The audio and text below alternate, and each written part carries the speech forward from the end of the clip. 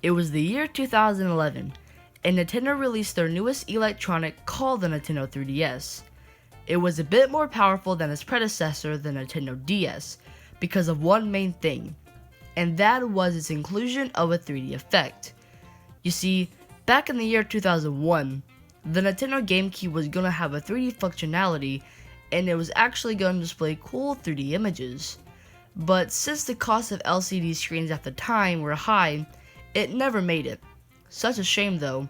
I actually wanted to see it in person, but sadly, some dreams can never come true. But once the Nintendo 3DS had been announced, it was able to display 3D images thanks to the technology at the time. So once the 3DS hit the shelves, people loved it. A bunch of games for the 3DS were produced, and there were a lot of hits, including Super Mario 3D Land, Super Mario Maker for 3DS, Mario Kart 7, Animal Crossing New Leaf, and others. But the 3DS was selling well. As of now, the 3DS has sold over 75 million units and is still one of Nintendo's best handhelds of all time. And later along the line, Nintendo added some, well, not so good names in the future for the 3DS lineup. But we're not here about discussing that today.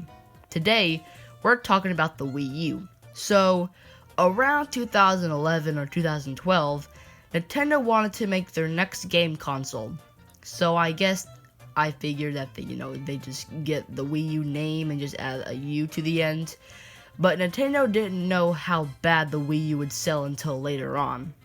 Now, do I think the games on the Wii U were bad? No. In fact, there were some games on that system that I played a lot, including Super Mario Maker, Super Mario 3D World, Nintendo Land, and New Super Mario Bros. U.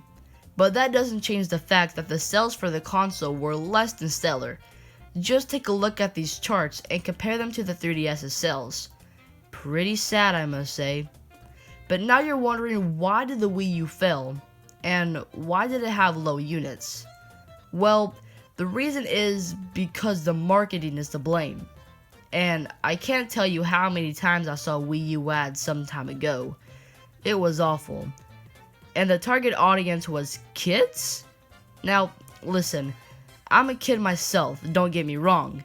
But why did Nintendo market this for kids if it was a console that wouldn't be for family or teens?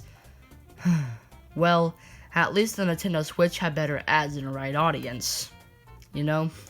And thankfully, Nintendo learned from their mistakes with the Wii U, because once the Switch hit the shelves, it was a big hit. Even if Nintendo made a bad console, that doesn't mean they're a bad company.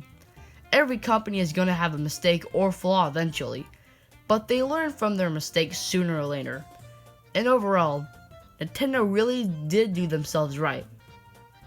But where's my Mario 35th anniversary game, Nintendo?